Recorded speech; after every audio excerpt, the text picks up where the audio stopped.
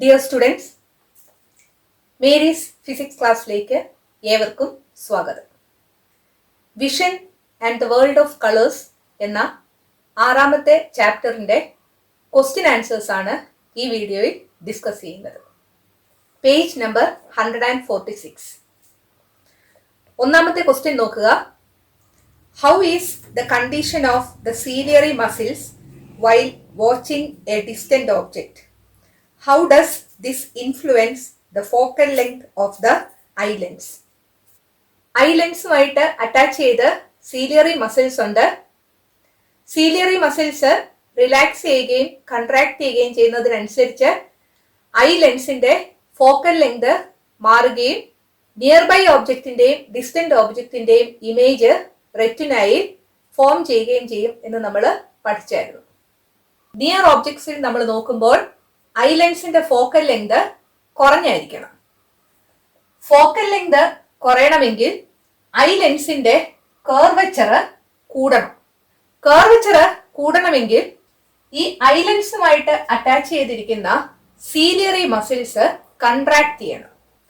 So ciliary muscles contract ചെയ്യുമ്പോൾ eye ലെൻസിന്റെ curvature കൂടുകയും ഫോക്കൽ ലെങ്ത് കുറയുകയും ചെയ്യും. അങ്ങനെ നിയർ ബൈ ഓബ്ജക്ട്സിന്റെ ഇമേജ് റെറ്റിനയിൽ ഫോം ചെയ്യും. ഫാർ ഓബ്ജക്ട്സിനെയാണ് നമ്മൾ നോക്കുന്നതെങ്കിൽ ഐ ലെൻസിന്റെ ഫോക്കൽ ലെങ്ത് കൂടിയിരിക്കണം.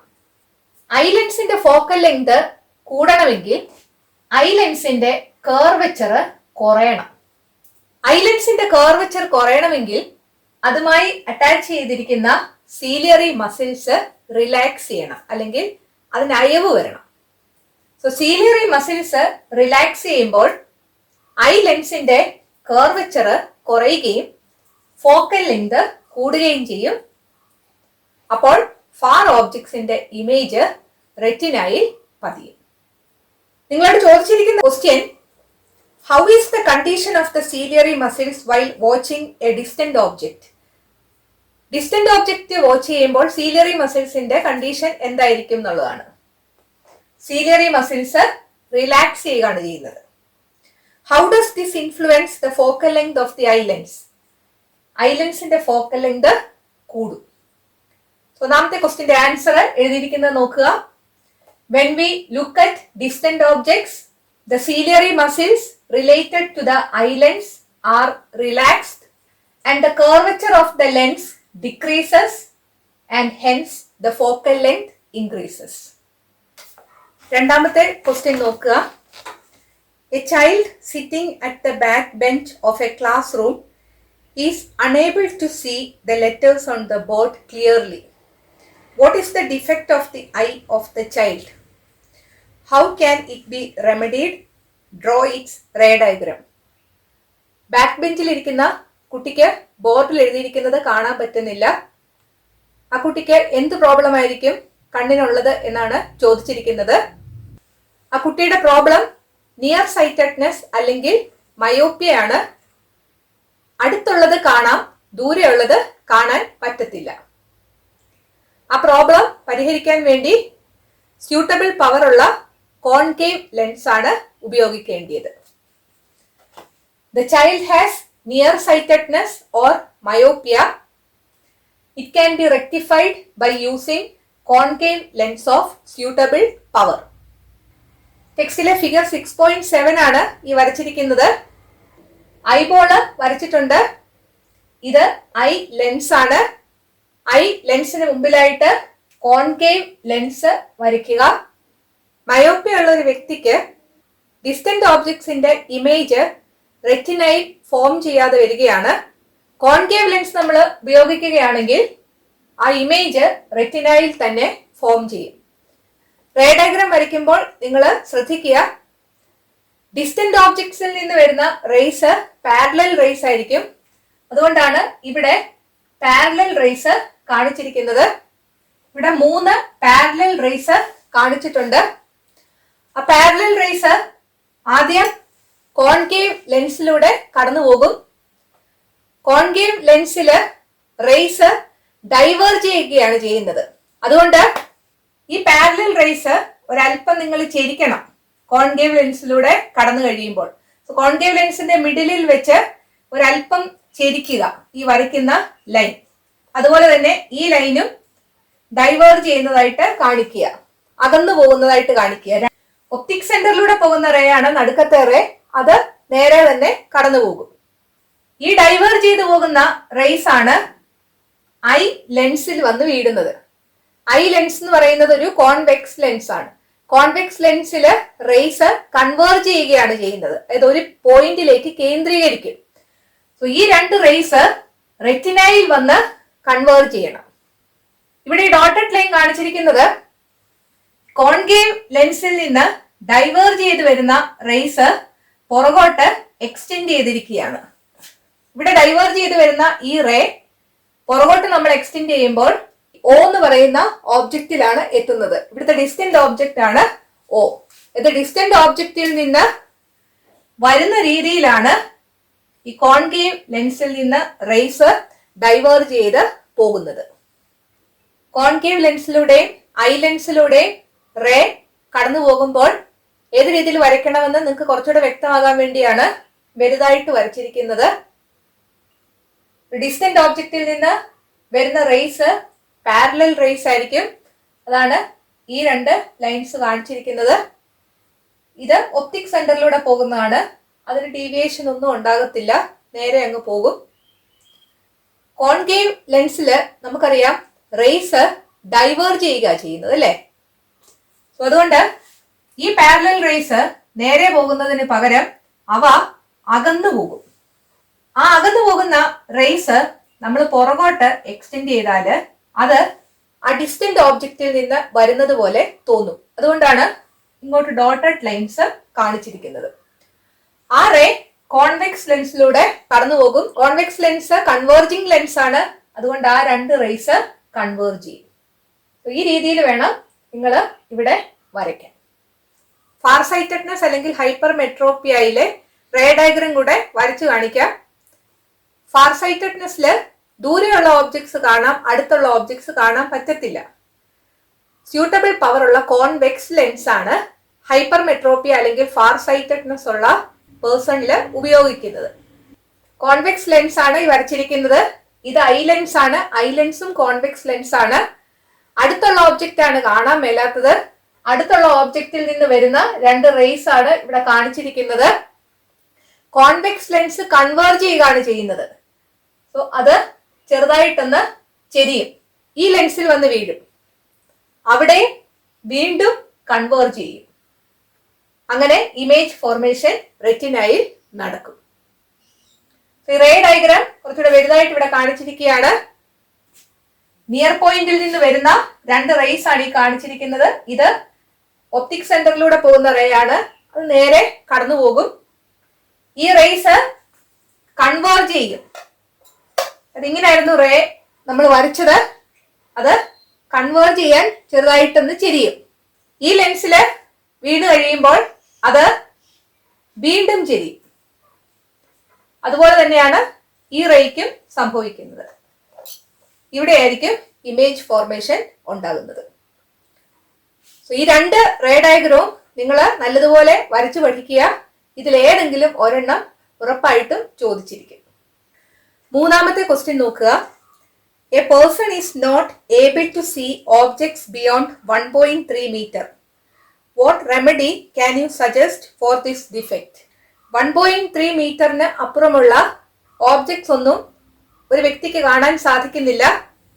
ഈ ഡിഫക്റ്റിന് എന്ത് റെമഡി ആയിരിക്കും നമ്മൾ സജസ്റ്റ് ചെയ്യുന്നത് എന്നാണ് ചോദിച്ചിരിക്കുന്നത്. 1.3 മീറ്ററിന് അപ്പുറമുള്ളത് കാണാൻ പറ്റത്തില്ല എന്ന് പറഞ്ഞാൽ ദൂരെയുള്ളത് കാണാൻ പറ്റത്തില്ല എന്നാണ് അർത്ഥം. അതായത് അടുത്തുള്ളത് കാണാം. അതായത് ആ പേഴ്സണിന് നിയർ സൈറ്റഡ്നെസ് അല്ലെങ്കിൽ മയോപ്പിയാണ്. അത് റെക്ടിഫൈ ചെയ്യാൻ സ്യൂട്ടബിൾ പവർ ഉള്ള കോൺകേവ് ലെൻസ് ആണ് ഉപയോഗിക്കേണ്ടത്. So the person has nearsightedness or myopia. It can be rectified by using concave lens of suitable power. ഒരു പേഴ്സണിന് ഇൻഫിനിറ്റിയിൽ ഇരിക്കുന്ന ഓബ്ജക്ട്സ് കാണാം, പക്ഷേ ഒരു 30 സെന്റിമീറ്ററിൽ ഇരിക്കുന്ന ഓബ്ജക്ട്സ് കാണാൻ പറ്റത്തില്ല എന്നൊരു ക്വസ്റ്റ്യൻ ചോദിച്ചാൽ ആ ആൾക്ക് ഫാർ സൈറ്റഡ്നെസ് ആയിരിക്കുമെന്ന് മനസ്സിലാക്കുക. അത് റെക്ടിഫൈ ചെയ്യാൻ convex lens of suitable power ആണ് ഉപയോഗിക്കേണ്ടത്. സോ ഈ ക്വസ്റ്റ്യൻസ് ഒക്കെ തിരിച്ചും മറിച്ചും ഒക്കെ ചോദിക്കാം. കാര്യം എന്താണെന്ന് മനസ്സിലാക്കിയാൽ നിങ്ങൾക്ക് ഇത് എഴുതാവുന്നതേ ഉള്ളൂ. നാലാമത്തെ ക്വസ്റ്റ്യൻ നോക്കുക. In what colour does the sky appear for an astronaut? ഒരു ആസ്ട്രോനോട്ടിന് സ്കൈ ഏത് കളറിൽ കാണപ്പെടും? ആസ്ട്രോനോട്ട് എന്ന് പറഞ്ഞാൽ സ്പേസ്മാൻ ആണ്, ബഹിരാകാശ സഞ്ചാരി. സൺലൈറ്റ് എർത്തിന്റെ അറ്റ്മോസ്ഫിയറിലൂടെ കടന്നു പോകുമ്പോൾ ടൈനി പാർട്ടിക്കിൾസിൽ തട്ടി സ്കാറ്ററിംഗ് നടക്കുകയും ഷോർട്ടർ വേവ് ലെങ്ത് ഉള്ള സൺലൈറ്റിലെ കളേഴ്സ് ആദ്യം സ്കാറ്റർ ചെയ്യുകയും ചെയ്യും. ഷോർട്ടർ വേവ് ലെങ്ത് ഉള്ള കളേഴ്സ് എന്ന് പറയുന്നത് വയലറ്റ്, ഇൻഡിഗോ, ബ്ലൂ, ഗ്രീൻ ആണ്. ആ 4 കളേഴ്സും സ്കാറ്റർ ചെയ്യുമ്പോൾ അതിന്റെ ഒരു കമ്പൈൻഡ് ഇഫക്റ്റ് ആയിട്ട് സ്കൈ ബ്ലൂ ആയിട്ട് കാണപ്പെടുകയാണ് ചെയ്യുന്നത്. അതേസമയം സ്പേസില് അറ്റ്മോസ്ഫിയർ ഇല്ല, അതുകൊണ്ട് സൺലൈറ്റ് സ്കാറ്റർ ചെയ്യാൻ അവിടെ ടൈനി പാർട്ടിക്കിൾസ് ഇല്ല. അങ്ങനെ സൺലൈറ്റിന്റെ സ്കാറ്ററിംഗ് നടക്കാത്തത് കൊണ്ട് സ്പേസിലെ സ്കൈ ബ്ലാക്ക് ആയിരിക്കും. So the sky appears black to an astronaut in space because there is no atmosphere to scatter sunlight. അഞ്ചാമത്തെ ക്വസ്റ്റ്യൻ നോക്കുക. Red light is used as signal lamps to indicate danger. Explain. Signal ലാമ്പുകളിൽ danger indicate ചെയ്യാൻ വേണ്ടി red light ഉപയോഗിക്കുന്നത് എന്തുകൊണ്ടാണ് എന്നാണ് ചോദിച്ചിരിക്കുന്നത്. റെഡ് ലൈറ്റിന് വേവ് ലെങ്ത് കൂടുതലാണ്, അതുകൊണ്ട് സ്മോൾ ഒബ്സ്റ്റക്കിൾസിനെ ഓവർകം ചെയ്യാൻ റെഡ് ലൈറ്റിന് സാധിക്കും. സ്കാറ്ററിങ് കുറവാണ്, കൂടുതൽ ഡിസ്റ്റൻസ് ട്രാവൽ ചെയ്യാനും സാധിക്കും. അതുകൊണ്ടാണ് റെഡ് ലൈറ്റ് സിഗ്നൽ ലാമ്പുകളിൽ ഡേഞ്ചർ ഇൻഡിക്കേറ്റ് ചെയ്യാൻ വേണ്ടി ഉപയോഗിക്കുന്നത്. Red colour has greater wavelength. It can overcome small obstacles and hence scattering is low. As a result, they travel greater distance. So, red light is used as signal lamps to indicate danger. ആറാമത്തെ question നോക്കുക. What is the reason for using yellow light as fog lamps? Fog ലാമ്പുകളിൽ yellow light ഉപയോഗിക്കുന്നതിന്റെ കാരണം എന്താണ്? Fog lamp എന്ന് പറയുന്നത് വെഹിക്കിൾസിന്റെ ഹെഡ്ലൈറ്റിന് താഴെയായിട്ടുള്ള ലാമ്പാണ്. ഫോഗ് ലാമ്പില് യെല്ലോ ലൈറ്റ് ഉപയോഗിക്കുന്നതിന്റെ കാരണം യെല്ലോ കളറിന് വേവ് ലെങ്ത് കൂടുതലാണ്, അതുകൊണ്ട് സ്കാറ്ററിങ് കുറവായിരിക്കും. ഈ ഫോഗിലൂടെ ഇഫക്റ്റീവായിട്ട് കടന്നു പോകാൻ യെല്ലോ ലൈറ്റിന് സാധിക്കും, അതുകൊണ്ട് ഒരു ബെറ്റർ വിസിബിലിറ്റി സാധ്യമാകും. അതുകൊണ്ടാണ് ഫോഗ് ലാമ്പുകളിൽ യെല്ലോ ലൈറ്റ് ഉപയോഗിക്കുന്നത്. നിങ്ങൾക്കൊരു സംശയം തോന്നാം, എന്തുകൊണ്ടാണ് ഫോഗ് ലാമ്പുകളിൽ റെഡ് ലൈറ്റ് ഉപയോഗിക്കാത്തതെന്ന്. അതിന്റെ കാരണം റെഡ് ലൈറ്റ് ഒരു സ്റ്റോപ്പ് ലൈറ്റ് ആയിട്ടാണ് ഉപയോഗിക്കുന്നത്. ഇത് വണ്ടി നിർത്താൻ പോകുവാണെന്ന് കാണിക്കാൻ. സോ ഫോഗ് ലാമ്പായിട്ട് റെഡ് ലൈറ്റ് ആണ് ഉപയോഗിക്കുന്നതെങ്കിൽ മറ്റ് ഡ്രൈവേഴ്സ് മിസ്ഇന്റർപ്രറ്റ് ചെയ്യാൻ സാധ്യതയുണ്ട്, വണ്ടി നിർത്താൻ പോകുവാണെന്ന്. സോ അത് ഒഴിവാക്കാൻ വേണ്ടിയാണ് ഫോഗ് ലാമ്പുകളിൽ യെല്ലോ ലൈറ്റ് ഉപയോഗിക്കുന്നത്. So yellow light has greater wavelength. It scatters less through fog particles. It can pass through fog more effectively and thus provides better visibility in foggy conditions. That is why yellow light is used in fog lamps. ഏഴാമത്തെ question നോക്കുക. Which is the phenomenon behind dispersion of light? Reflection, refraction, Tyndall effect, scattering. Dispersion of ലൈറ്റിന്റെ പിന്നിലുള്ള phenomenon എന്ന് പറയുന്നത് refraction ആണ്. പ്രിസത്തിലൂടെ light കടന്നു പോകുമ്പോൾ dispersion ഉണ്ടാകുന്നതും ഒരു വാട്ടർ മോളിക്യൂളിലൂടെ സൺലൈറ്റ് കടന്നു പോകുമ്പോൾ ഡിസ്പെർഷൻ ഉണ്ടായി റെയിൻബോ ഫോം ചെയ്യുന്നതും നമ്മൾ പഠിച്ചതാണ്. അതായത് ഒരു മീഡിയത്തിൽ നിന്ന് വേറൊരു മീഡിയത്തിലേക്ക് ലൈറ്റ് കടന്നു പോകുമ്പോൾ റിഫ്രാക്ഷൻ ഉണ്ടാകും, അല്ലെങ്കിൽ ഡീവിയേഷൻ ഉണ്ടാകും. ആ ലൈറ്റിന്റെ അകത്ത് പല കളേഴ്സ് ഉണ്ട്, ഓരോ കളറിനും ഓരോ രീതിയിലായിരിക്കും ഡീവിയേഷൻ ഉണ്ടാകുന്നത്. ആ കളേഴ്സിന്റെ വേവ് ലെങ്തിനനുസരിച്ചായിരിക്കും ഡീവിയേഷൻ ഉണ്ടാകുന്നത്. അത് കാരണമാണ് കളേഴ്സ് പല ആംഗിൾസിൽ ഡീവിയേറ്റ് ചെയ്യുന്നതും കളേഴ്സ് സെപ്പറേറ്റ് ആയിട്ട് കാണപ്പെടുന്നതും. സോ ഡിസ്പെർഷന്റെ പിന്നിലെ ഫിനോമിനൻ എന്ന് പറയുന്നത് റിഫ്രാക്ഷൻ ആണ്. സോ 7th ക്വസ്റ്റ്യന്റെ ആൻസർ റിഫ്രാക്ഷൻ. 8ാമത്തെ ക്വസ്റ്റ്യൻ നോക്കുക. During dispersion different colours deviate differently. Explain why. ഡിസ്പെർഷന്റെ സമയത്ത് പല കളേഴ്സും പല രീതിയിലാണ് ഡീവിയേറ്റ് ചെയ്യുന്നത്, എന്തുകൊണ്ടെന്നുള്ളതാണ് ചോദിച്ചിരിക്കുന്നത്. നമ്മളിപ്പോൾ പറഞ്ഞ ആൻസർ തന്നെയാണ്. The deviation of colours depend on their wavelengths. ലൈറ്റില് പല കളേഴ്സ് ഉണ്ട്. ആ കളേഴ്സ് ഡീവിയേറ്റ് ചെയ്യുന്നത് അവയുടെ വേവ് ലെങ്തിനെ ആശ്രയിച്ചാണ്. When the wavelength of a color of light increases, its deviation decreases and vice versa. ഒരു കളറിന്റെ വേവ് ലെങ്ത് കൂടുതലാണെങ്കിൽ ആ കളർ ഡീവിയേറ്റ് ചെയ്യുന്നത് കുറവായിരിക്കും. ആൻഡ് വൈസ് വേഴ്സ എന്ന് പറഞ്ഞിട്ടുണ്ട്, അതായത് തിരിച്ചും. ലൈറ്റിലെ കളറിന്റെ വേവ് ലെങ്ത് കുറവാണെങ്കിൽ അത് ഡീവിയേറ്റ് ചെയ്യുന്നത് കൂടുതലായിരിക്കും. Different colours have different wave lengths. ഓരോ കളറിനും ഓരോ വേവ് ലെങ്ത് ആണുള്ളത്. So they deviate differently and get separated. അത് കാരണം ഈ കളേഴ്സ് ഡിഫറെന്റ് ആംഗിൾസിലായിരിക്കും ഡീവിയേറ്റ് ചെയ്യുന്നത്. അങ്ങനെ അവ സെപ്പറേറ്റഡ് ആവുകയും ചെയ്യും.